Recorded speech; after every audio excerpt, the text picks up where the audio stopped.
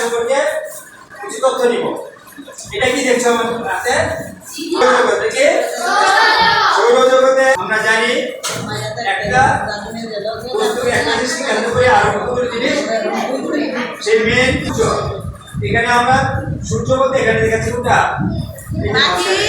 সূর্যকে কেন্দ্র করে হচ্ছে গ্রহ। হচ্ছে এই গ্রহ আছে 8টা। কোনটা?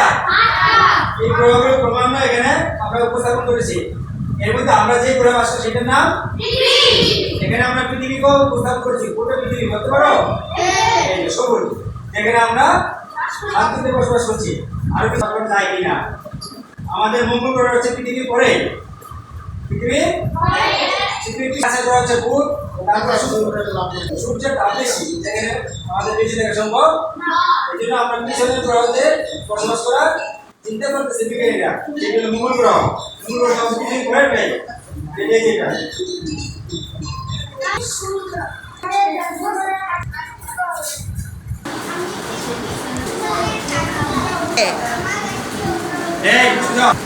আমার উপগ্রহের নাম চাঁদ।